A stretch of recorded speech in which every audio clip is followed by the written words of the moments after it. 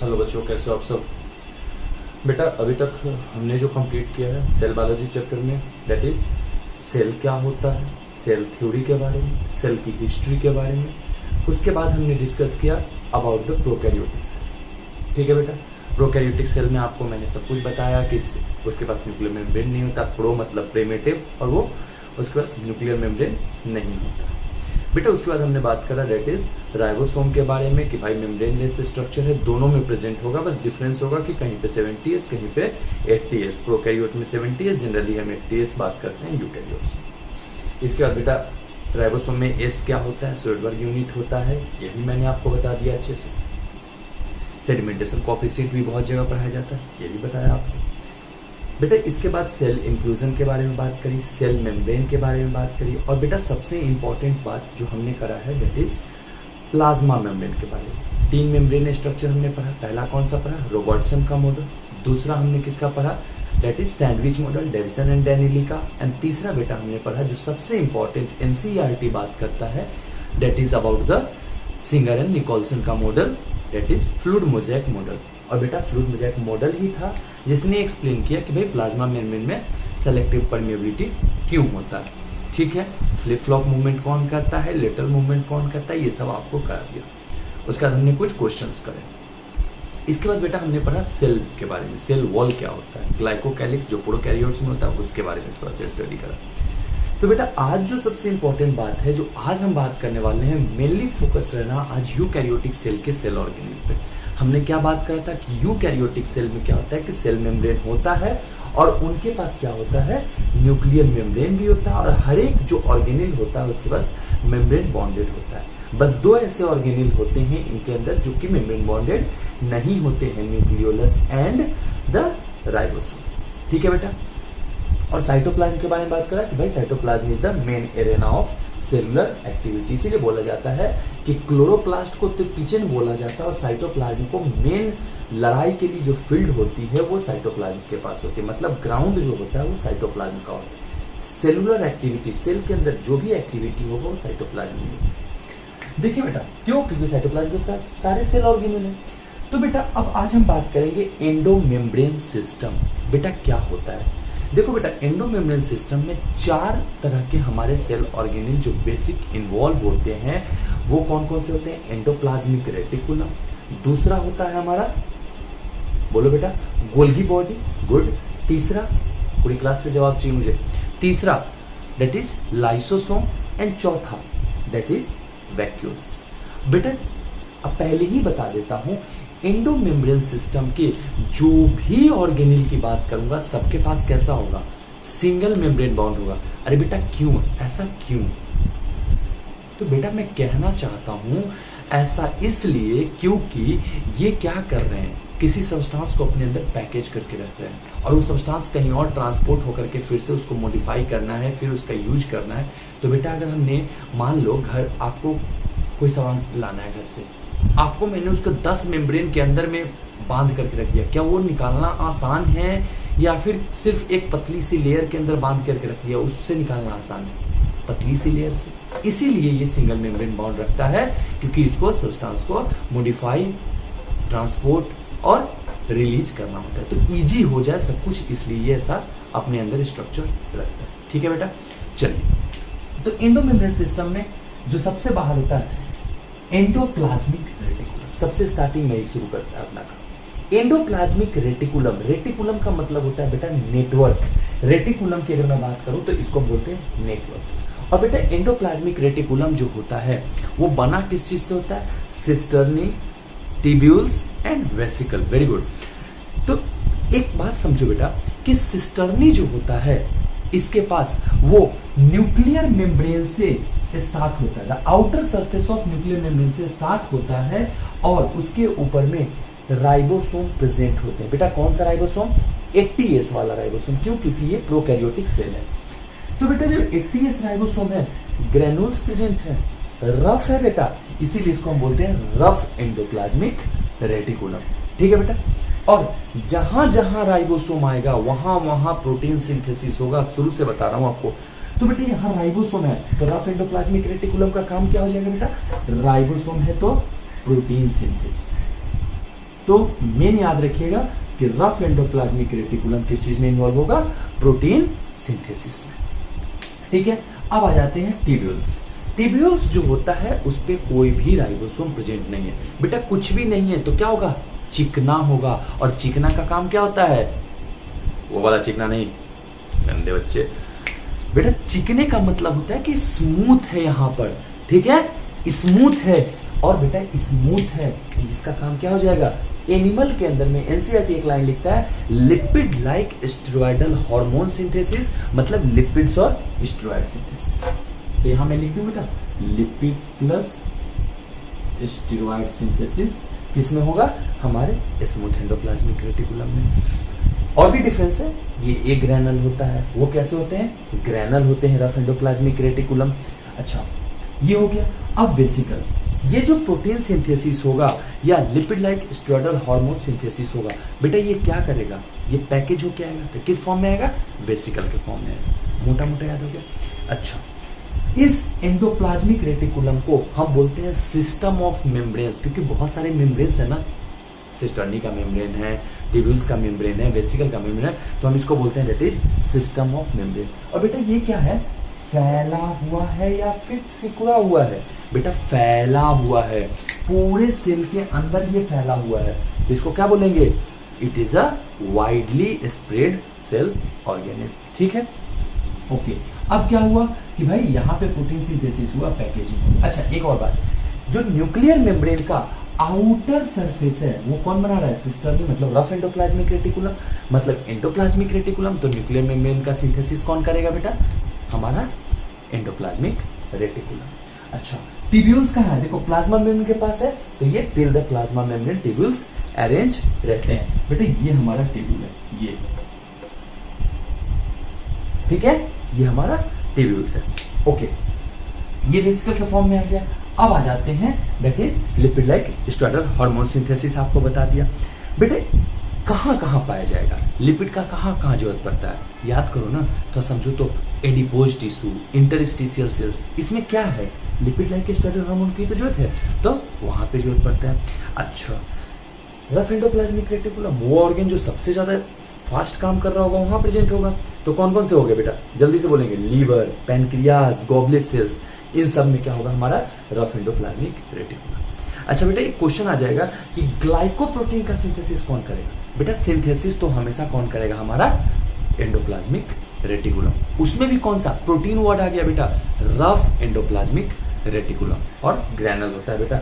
अच्छा, इस पे राइबोसोम अटैच है, थोड़ा सा एक सिस्टर्नी को थोड़ा सा वो कर रहे हैं बेटा वाइड, और इसके ऊपर क्या है, राइबोसोम प्रेजेंट है, लार्जर सब यूनिट और स्मॉलर सब यूनिट। बेटा यहाँ जो बाइंडिंग हुआ है, ये बाइंडिंग कौन कराएगा, राइबोफोरिन, ये एक प्रोटीन होता है दैट इज राइबोफोरिन, और यही राइबोफोरिन क्या करेगा, 1 and 2। तो बेटा ये राइबोफोरिन 1 and 2 क्या कराएगा, आपका उस राइबोसोम को बाइंड कराएगा, किस चीज से, हमारे किससे, सिस्टर्नी से। तो बेटा यहां पर आपका कंप्लीट होता है एंडोप्लाज्मिक रेटिकुलम, जितना आपको पढ़ना है। ठीक है बेटा, अब थोड़ा सा मॉडिफिकेशन देख लेंगे। मॉडिफिकेशन में क्या होता है, एक होता है दैट इज बेटा सबसे पहला माइक्रोसोम्स। जब बहुत सारा फ्रेगमेंट्स किया गया, पीसेज ऑफ एंडोप्लाज्मिक रेटिकुलम किया गया, तो हम उससे जो फ्रेगमेंट ऑब्टेन किए by the high speed centrifugation, तो उसे हम क्या बोले, माइक्रोसोम। दूसरा हो गया बेटा सार्कोप्लाज्मिक रेटिकुलम, ये हमारे मसल्स में पाया जाता है। आपको पता होगा जब मसल कॉन्ट्रैक्शन और रिलैक्सेशन होता है तो बेटा कैल्शियम +2 रिलीज होता है, और इसको हम बोल देते हैं दैट इज सार्कोप्लाज्मिक रेटिकुलम। अब फंक्शन ईआर का क्या होगा, बेटा पूरे मेम्ब्रेन के अंदर वाइडली स्प्रेड है, तो क्या करेगा बेटा, पूरे मेम्ब्रेन को स्टेबलाइज करके रखेगा, सपोर्ट प्रोवाइड करके रखेगा। Very good. इसके अलावा endoskeleton of the cell formation करेगा, सेल का स्केलेटन बना करके रखेगा। अच्छा, ग्लाइकोप्रोटीन बना ही रहा है, वेरी गुड, लिपिड्स बना ही रहा है, तो ये सारे किसके काम हो जाएंगे, सेल के अंदर मेटाबॉलिज्म करा ही रहा है, तो ये सारे काम किसके हो जाएंगे, हमारे एंडोप्लाज्मिक रेटिकुलम का। ठीक है बेटा, अब देखो ये एंडोप्लाज्मिक रेटिकुलम, इसने अभी इमैच्योर सब्सटेंस दे दिया है, गोल्गी बॉडी आ जाएगा। कैमिलो गोल्गी नाम के एक साइंटिस्ट आते हैं और गोल्गी बॉडी का खोज करते हैं। ठीक है, अब ये गोल्गी बॉडी आप बीच बीच में पॉज करके लिखते रहना बेटा, टाइम नहीं है, एक शॉर्ट ड्यूरेशन लेक्चर अपन अपलोड कर रहे हैं, तो जल्दी से जल्दी जितना कवर हो सके उतना कवर करने की कोशिश कर रहे हैं। This like a crash course type. Okay बेटा, तो गोल्गी बॉडी, इसको दूसरा नाम बुलाया जाता है, बहुत जगह आपको बोला जाएगा गोल्गी एपरेटस। एनसीईआरटी फॉलो करो, नीट क्रैक होगा बेटा। एक सेकंड, शुभम का मैसेज आया है बेटा। शुभम कह रहा है सर आपके लेक्चर सफिशिएंट है। बेटा मोर देन 100% मैं कह रहा हूँ लेक्चर सफिशिएंट है। नोट्स आपको जो भी दिया जा रहा है कंप्लीट है, क्वेश्चन उसी से आएगा, उठा करके देख लो। अभी पीवाई की करा दूंगा, उसमें भी देखना बेटा, जो क्वेश्चन आप लोग को ऐप में प्रोवाइड कराया जा रहा है, वहाँ अपने ग्रुप में जो क्वेश्चन दे रहा हूँ वहाँ बेटा मोर देन सफिशिएंट है। ठीक है बेटा, अभी बेटा पढ़ लो। बस हमेशा बोलता हूँ डॉक्टर बनने के लिए 2 चीज़ों की जरूरत होती है, 1 is discipline, second 1 is repetition of what you have studied और रिवीजन। ठीक है, जितनी बार रिवाइज करोगे उतना बेटर होते चले जाओगे। ठीक है, मम्मी क्या करती है, मक्खन निकालने के लिए बार बार चलाती है उस घटने को, क्यों?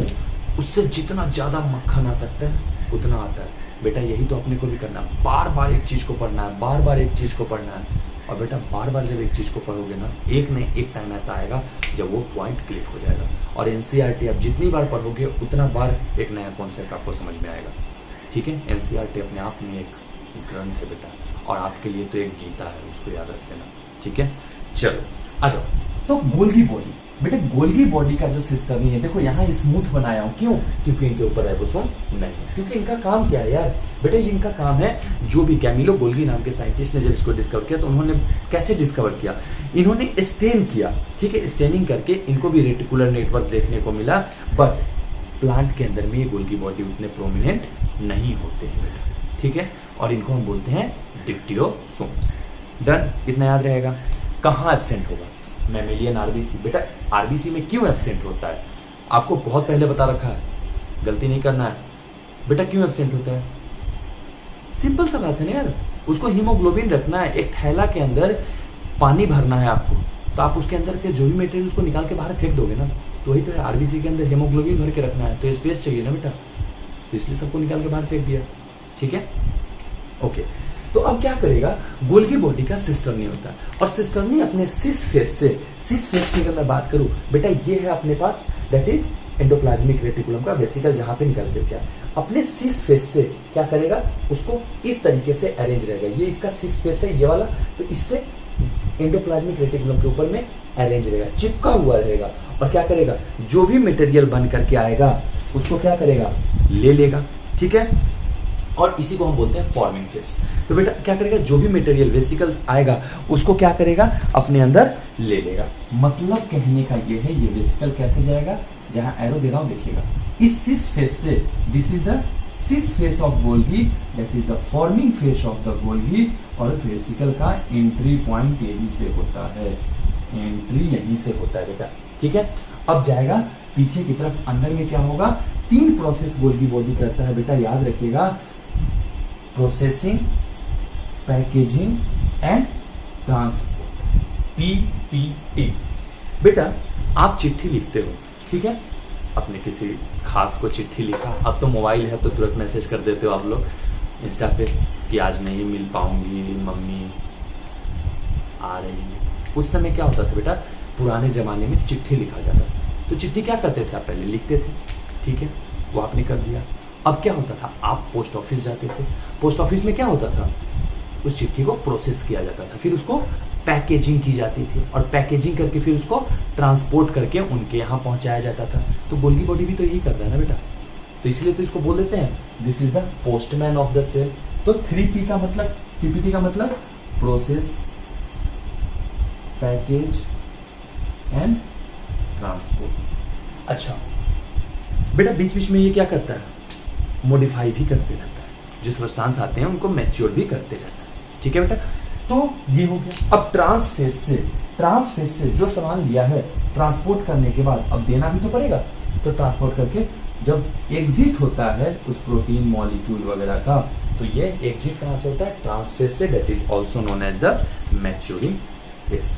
इसका सिस्टर्नी और उसके सिस्टर्नी में डिफरेंस क्या है, ये ए ग्रैनल है, गोल्गी बॉडी का सिस्टर्नी ए ग्रैनल होता है, कोई राइबोसोम नहीं होता है, जबकि एंडोप्लाज्मिक रेटिकुलम के पास क्या होता है, राइबोसोम प्रेजेंट होता है। याद रहेगा बेटा।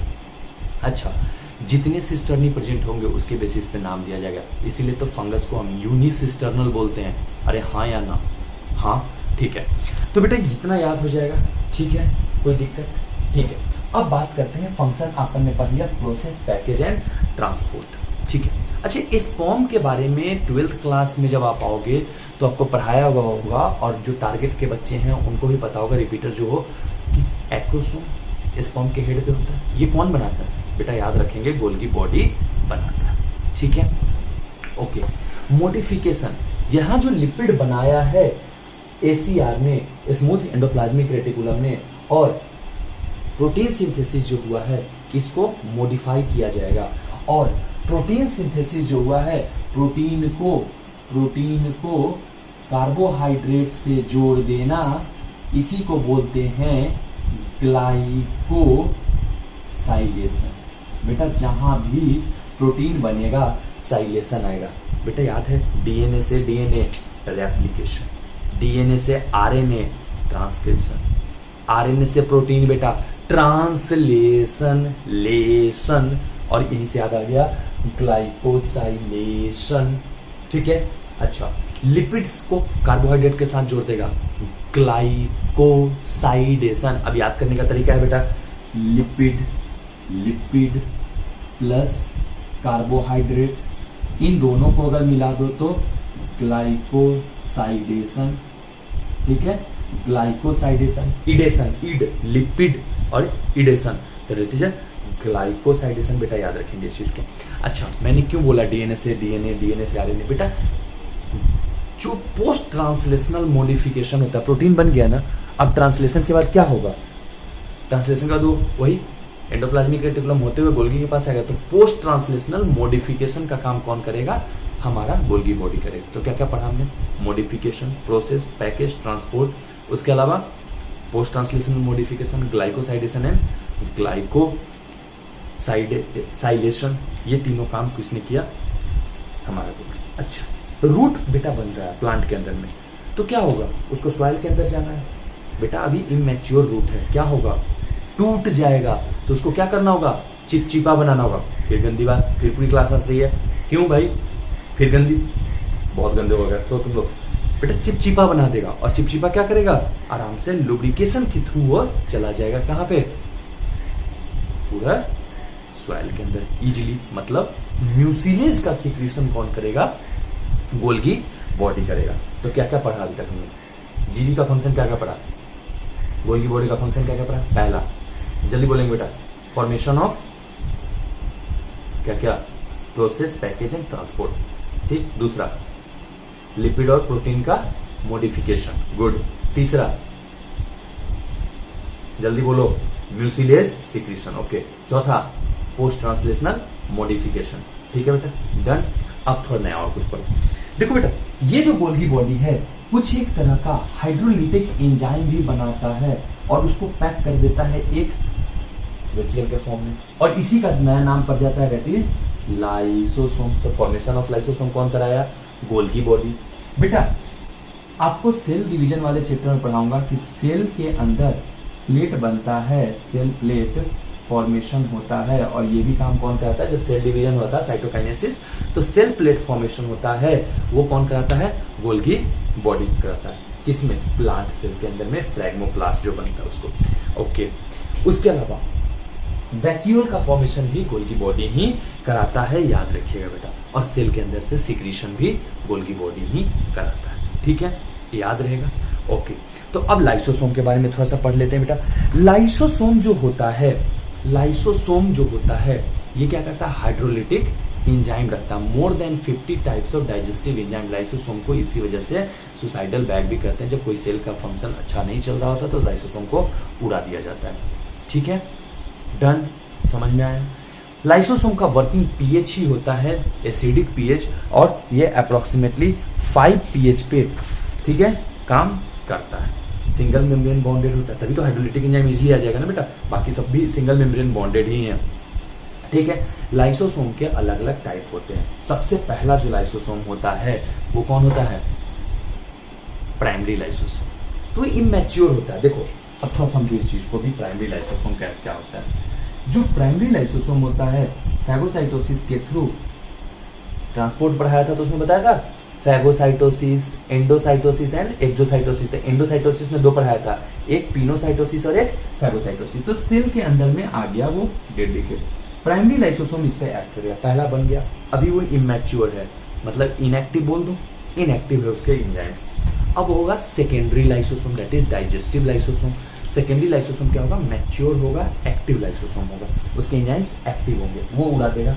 अच्छा, क्या ये पूरा उड़ जाएगा? नहीं बेटा, थोड़ा बहुत बच जाएगा सेकेंडरी लाइसोसोम के बाद। तो थोड़ा बहुत जो बच जाएगा, इसको जो उड़ाने के लिए आएगा that is residual lysosome.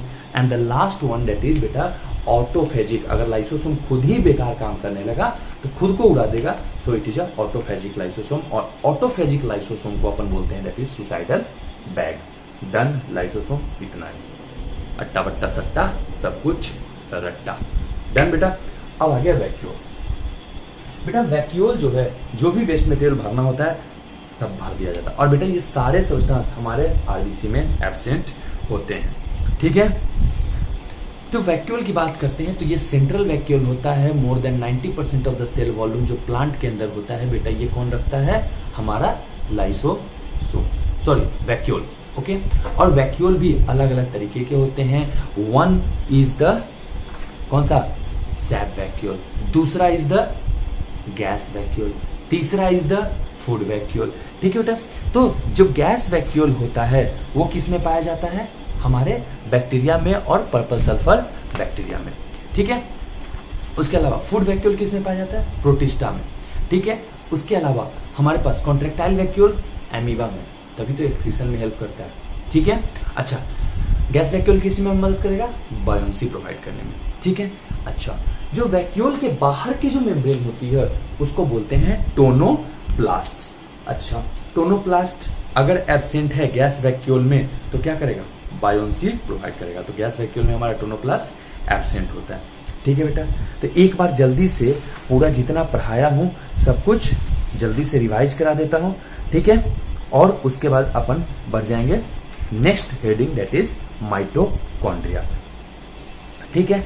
Okay, तो देखो अभी तक पढ़ा दैट इज सबसे पहले एंडोमेम्ब्रेन सिस्टम, 4 मेंबर होते हैं, इसके अलावा कोई भी नहीं होता है। एनसीईआरटी लिखता है कि माइटोकॉन्ड्रिया, क्लोरोप्लास्ट, प्लास्टिड ये सब एंडोमेम्ब्रेन के पार्ट नहीं है। तो एंडोमेम्ब्रेन सिस्टम में अपन ने पढ़ा कि न्यूक्लियस का जो आउटर मेम्ब्रेन होता है उससे कंटिन्यूअस होता है सिस्टर्नी का मेम्ब्रेन, उसके ऊपर होता है राइबोसोम और इसको हम बोलते हैं रफ एंडोप्लाज्मिक रेटिकुलम। उसके बाद हमारे पास आता है that is smooth, that is the tubule से मिलकर के बना होता है। Rough endoplasmic reticulum protein synthesis करता है, स्मूथ एंडोप्लाज्मिक रेटिकुलम बेटा किस क्या काम करता है? हमारा लिपिड सिंथेसिस करता है। उसके बाद उन सबको वेसिकल के फॉर्म में भर के दे देता है, जो कि सिस फेस से गोल्गी लेता है और गोल्गी के सिस फेस से लेता है, तो इसलिए हम इसको बोलते हैं फॉर्मिंग फेस। और गोल्गी उसको क्या करता है? गोल्गी बॉडी उसको प्रोसेस, पैकेज एंड ट्रांसपोर्ट। उसके बाद उसको क्या करता है? Glycosidation and glycosylation. साइलेशन किसको करता है? प्रोटीन को। एंड साइलेशन किसको करता है? लिपिड्स को। मतलब क्या हुआ वो समझा दिया, कार्बोहाइड्रेट के साथ जोड़ना। अच्छा, ये हो गया। उसके बाद गोल्गी बॉडी क्या करता है? ट्रांसफेस से उसको एग्जिट करता है। बेटा ये वाला जो फेस है इसको अपन बोलते हैं दैट इज द ट्रांसफेस, इसको बोलते हैं that is the cis face, ठीक है, उसको बोलते हैं सिस फेस। अच्छा, इसके पास भी गोल्गी बॉडी के पास भी होता है। Golgi body localized cell organelle है, जबकि एंडोप्लाज्मिक रेटिकुलम पूरे नेटवर्क की तरह पूरे सेल में फैला हुआ है, ठीक है। दोनों का फंक्शन पढ़ लिया। उसके बाद लाइसोसोम के अंदर में मोनोलाइट 50 हाइड्रोलिटिक एंजाइम होता है। टाइप्स ऑफ लाइसोसोम भी हमने पढ़ लिया कि 4 तरह के होते हैं। सबसे पहले प्राइमरी, सेकेंडरी, रेसिडुअल, ऑटोफेजिक। रटने की कोई बात नहीं है, अट्टा बट्टा सट्टा। Then we have the vacuole. Vacuole की बात करें तो हमने 4 तरह के वैक्यूल पढ़ लिए, contractile vacuole, food vacuole, gas vacuole and the cell vacuole. और ये सारों के बारे में हमने थोड़ा स्टडी कर लिया। बेटा कंप्लीट, कोई डाउट किसी को? कोई भी बच्चा जो क्लास में ना समझा हो आप कर लेना। अच्छा, कल कुछ क्वेश्चंस दिया था बेटा, पहले थोड़ा उन क्वेश्चंस को डिस्कस कर लेते हैं, ठीक है। सबसे पहला क्वेश्चन था protein present in the plasma membrane are classified as integral and peripheral on the basis of, बेटा बहुत बार बताया है, that is ease of extraction from the membrane. जितना आसानी से निकालना आसान होगा वही हो, क्योंकि देखो बेटा जो टनल प्रोटीन था क्या था? मेम्ब्रेन में धंसा होता है, उसको निकालना क्या आसान था? नहीं, टफ था। अच्छा, जो बाहर था एक्सट्रिंसिक, उसको निकालना आसान था, तो so it is a extrinsic protein. Done. Which of the following cell organelle is found in both eukaryote as well as prokaryote. Option है बेटा इसमें mesosome, ribosome, Golgi body, mitochondria. बेटा गोल्गी बॉडी, माइटोकॉन्ड्रिया तो eukaryote का feature है। Mesosomes किसका feature है, जल्दी बोलो, प्लाज्मा मेम्ब्रेन का इनफोल्डिंग्स अपने प्रोकैरियोट में, और ये गोल्गी बॉडी, माइटोकॉन्ड्रिया यूकैरियोट में। एक राइबोसोम ही है जो दोनों के बीच में है, ठीक है। According to the most widely accepted model of plasma membrane, क्या होता है, protein are arranged in a fluid layer of phospholipid, यही ऑप्शन सही है। Liquid protein layer is surrounded by phospholipid, गलत। Lipid are arranged in a fluid layer of protein, नहीं, fluid तो कौन होता है अपना, lipids. Protein are arranged in a fluid layer of phospholipid, बिल्कुल आपको याद होगा, तो बाहर से प्रोटीन, बीच में टनल, बीच में फॉस्फोलिपिड के bilayer. Which of the following cell layer of the cell wall is found closest to the plasma membrane? सबसे क्लोजेस्ट प्लाज्मा मेम्ब्रेन के कौन होगा, middle lamella, primary cell wall, secondary cell wall, कौन सा बेटा, secondary cell wall. The cell wall of algae is made up of, algae का cell wall किस चीज से बना होता है, इसमें more than one answer is correct. इसमें लिखिएगा बेटा सेलुलोज, गैलेक्टेंस, कैल्शियम कार्बोनेट और मैनन्स, ठीक है बेटा। सुबेरिन सेकेंडरी सेल वॉल में होता है, ये याद रखिएगा। कहीं कहीं पे आपको हेमी सेलुलोज भी मिल जाता है, बट उतना करेक्ट नहीं है, ठीक है।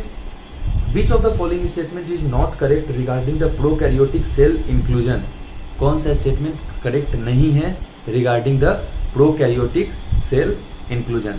जो बच्चे नए हो बेटा, ये सारे क्वेश्चन मैं व्हाट्सएप ग्रुप और टेलीग्राम ग्रुप के थ्रू देता हूँ, जिसका लिंक मैंने आपको डिस्क्रिप्शन में दे रखा है, वहां से आप ज्वाइन कर लेना। और इसके अलावा ये सारे क्वेश्चन आपको लास्ट में, जब पूरा ये हो जाएगा वीडियो के लास्ट में, आपको ये सारे क्वेश्चन का फोटो मिल जाएगा, ठीक है, तो वहां से भी आप कर सकते हो। Which of the following statement is not correct regarding the prokaryotic cell inclusion, they are egg granules in the cytoplasm, no. Restoration granule, no. They are membranous, ये बेटा क्या बोल रहा है, not a correct, okay, not correct ढूंढना है। They are the storage granules in the cytoplasm, true, सही है, स्टोरेज बॉडी होते हैं इंक्लूजन। Phosphate granule, cyanophycin granule, glycogen granule are the example of cell inclusion, सही है बेटा। Gas vacuole are found in blue green algae, purple green sulphur bacteria, बिल्कुल सही बेटा। तो option they are membranous, no बेटा। कैसे हैं, प्रोकैरियोट के मेंबर हैं, और प्रोकैरियोट मेम्ब्रेनस होगा सेल ऑर्गेनेल, नहीं, तो सेल मेम्ब्रेन बीच में अपना प्लाज्मा मेम्ब्रेन के अंदर में, साइटोप्लाज्म के अंदर में ये घूमते रहता है, ठीक है, okay. What role fimbriae play in the bacteria, fimbriae का काम क्या होता है बेटा, पढ़ाया था, क्या करता है, एडेशन में मदद करता है, अटैचमेंट में मदद करता है। इसमें ऑप्शन क्या क्या है, ट्रांसपोर्ट ऑफ मॉलिक्यूल, गलत। दे शेप ऑफ बैक्टीरिया, नहीं। Motility of bacteria, no. Fimbriae are responsible for the surface attachment, बिल्कुल सही बेटा, सरफेस से अटैच होने में। मोटाइलिटी कौन करता था बेटा, flagella. The Golgi apparatus remain in close association with the endoplasmic reticulum because, क्यों रहता है बेटा, जो भी मटेरियल पैक करना है गोल्गी बॉडी को, वो ट्रांसपोर्ट होता है फ्रॉम द एंडोप्लाज्मिक रेटिकुलम। ये क्वेश्चन बहुत बार पूछा गया है बेटा, और एनसीईआरटी का लाइन है, याद रखिए, सारे क्वेश्चन एनसीईआरटी के लाइन से है। Surface of Golgi body cisternae toward the nucleus is dash face and toward the plasma membrane is dash face, बेटा toward the nucleus is cis face and toward the plasma membrane is trans face और the maturing face, सही है बेटा। Option number 4। Glycoprotein and cholesterol are present in the plasma membrane are synthesized by, बेटा यहाँ option clearly बोल दिया कि glycoprotein किसके द्वारा बनेगा, बेटा ग्लाइकोप्रोटीन गोल्गी बॉडी बनाता है, अभी पढ़ाया हूं। तो गोल्गी बॉडी एंड कोलेस्ट्रॉल कौन बनाएगा, lipids like steroidal hormone cholesterol, so it is a SER, option 3rd.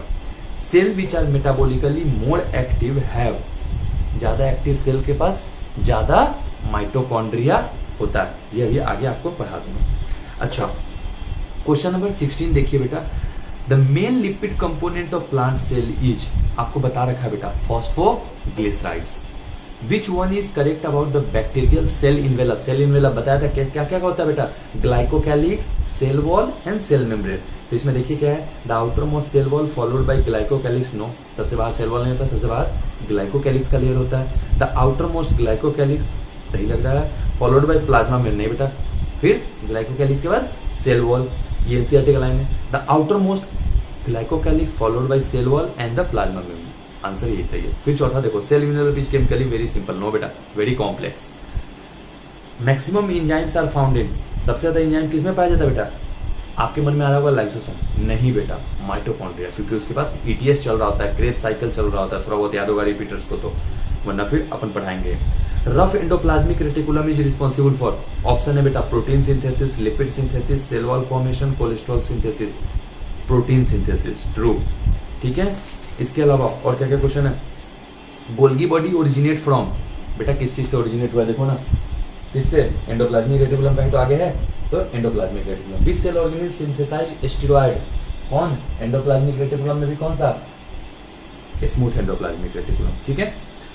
Then which of the following provide mechanical support and shape to the cell? Mechanical support and shape, option है बेटा Golgi body, centriole, lysosome and ER. ER मतलब endoplasmic reticulum. सही बात है बेटा, पूरे cell को support करेगा ना, क्योंकि पूरे वाइड स्प्रेड है तो पूरे सेल को सपोर्ट करेगा। Hydrolytic enzymes are abundantly found, hydrolytic special कर दिया इसने, तो that is lysosome. Which cell organelle release oxygen? अभी आगे पढ़ाऊंगा बेटा। Chemical modification of substance like glycosylation of protein and lipid, that is glycosidation, occur in the, option है बेटा ER, lysosome, Golgi body and ribosome. Answer क्या जाएगा? Golgi body. The smooth endoplasmic reticulum is generally made up of, किस चीज से बना होता है बेटा? टिब्यूल्स का। सिस्टर्नी का कौन बना होता है? हमारा rough endoplasmic reticulum. Good. Which of the following is known as system of membrane? System of membrane किसको बोला था? एंडोप्लाज्मिक रेटिकुलम को। Ribophorin occur on the surface of, किसमें होगा राइबोफोरिन? यहां पर आया था, दैट इज जहां राइबोसोम को अटैच करना होगा। राइबोसोम किस पे अटैच होता है? सिस्टर्नी पे, मतलब रफ एंडोप्लाज्मिक रेटिकुलम में। At what pH lysosome remain active? बेटा ऑलरेडी नोन है pH 5। Cell organelle having abundant oxidizing enzyme, अभी आगे पढ़ाऊंगा बेटा। Main function of Golgi body क्या होगा बेटा? Packaging of material for secretion. Which of the following enzyme is absent in lysosome? कौन कौन सा? लाइपोप्रोटीएजेज होगा, कार्बोहाइड्रेजेज होगा, न्यूक्लिएज होगा। पॉलीमरेज बेटा वो तो डीएनए रेप्लिकेशन के लिए चाहिए, तो नहीं, पॉलीमरेज नहीं होता है। ओके बेटा, चलिए क्वेश्चंस कर लीजिएगा सारे क्वेश्चन। हाँ, last question. A cell is considered to be fundamental unit of life. कब बोलेंगे फंडामेंटल यूनिट ऑफ लाइफ? क्योंकि वो स्मॉल स्ट्रक्चर होता है, अपना सेल डिवीजन, अपना सारा प्रोसेस खुद करता है। मेटाबॉलिज्म, ग्रोथ, रेप्लिकेशन, डुप्लीकेशन, सारा काम कौन करता है? सेल खुद करता है। बेटा ये क्वेश्चन जरूर सॉल्व कर लीजिएगा, मैक्सिमम ही टाइम में यही क्वेश्चन आते हैं और ऐसे ही क्वेश्चन आते हैं। बेटा कोई भी डाउट होगा आप कमेंट सेक्शन में छोड़ देना। जो नए बच्चे हो ऐसे वीडियोस के लिए लाइक कर दो, शेयर कर दो, सब्सक्राइब कर दो यार दोस्तों अपने बीच में। ठीक है, अपने दोस्तों को भी शेयर कर दो वीडियो को, और जितना हो सकता है उतना फ्री में पढ़ाने की कोशिश कर रहा बेटा। ठीक है, अपना सपोर्ट अपने साथ रखो। ठीक है, do your best, best of luck for 2024। 4 के आएंगे बेटा। ठीक है, फिर मिलते हैं। Thank you.